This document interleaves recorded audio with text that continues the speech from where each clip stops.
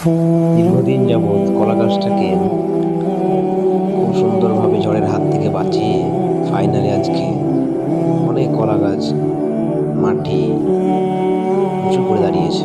এটা আমাদের আর মনে হয়, আমি তো ঠিক সেরকম গাছ চিনি না, হয়তো ডাব হতে পারে ওটা। এবং এটা আম গাছ। আমাদের বাড়িতে একটাও আম গাছ হয় না আজ পর্যন্ত, সব খেয়ে নিয়েছে এগুলো। এবার দেখি, এটা হয়তো পেয়ারার গাছ মনে হয়।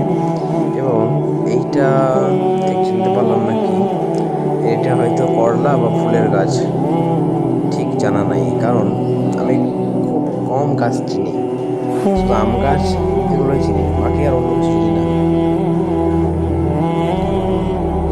ওইটা আমাদের পাশের কাকুদের অনেক গাছ, আমাদের হয়তো কম কিন্তু তাদের আরও বেশি। তাই আমি ভাবছিলাম যে আমাদের বাড়ির গাছগুলো নিয়ে একটাও ভিডিও নাই, যদি বা কাউকে দেখাতে যাই তখন একটা সংরক্ষণ করে রাখাই ভালো। তার জন্যই সংরক্ষণ করে রাখলাম। এটা মনে হয় লেবু গাছ, কারণ ধরে আছে তো ওইটাই, তাই ওটা ছাড়া আর অন্য কিছু হওয়ার চান্স নেই। তারপরে এইটা মনে হয়, ও এটা আমাদের এরিয়া, ঠিক আছে। আমাদের বাড়িতে গাছ প্রচুর কম। এটা হয়তো বেল গাছ হতে পারে, নয় হবেই। তারপরে এটা হচ্ছে ডাব গাছ হয়তো।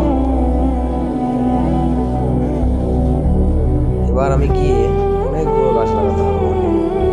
এটা ফুলের গাছ, কিন্তু কি ফুল আমার জানা নাই। জানলে হয়ে যেত, গুগল সার্চ করে, কিন্তু কে খাটবে অত, কমেন্টে দেখে নেবো আর কি। এটাও ফুলের গাছ, কি সুন্দর পাতার ডিজাইন,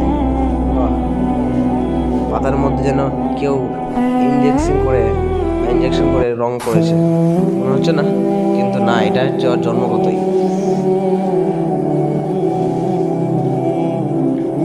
এটা আমাদের বাড়ির সামনে গাছ দিয়ে ঘেরা আছে।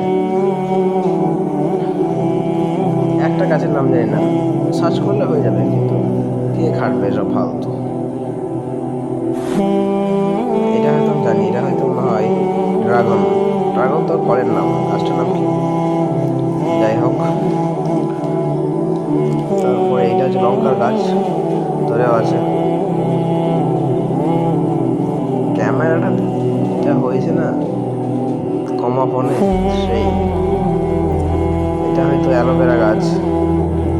তারপরে এটা লাল ফুল, সেটা কি ফুল ওটা নেই না আমি।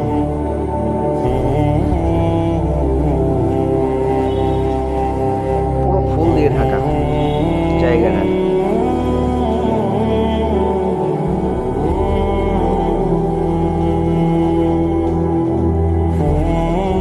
অনেক ড্রাগন ফল ধরেছিল, প্রায় ওজন কত হবে, 300 থেকে 250 গ্রাম।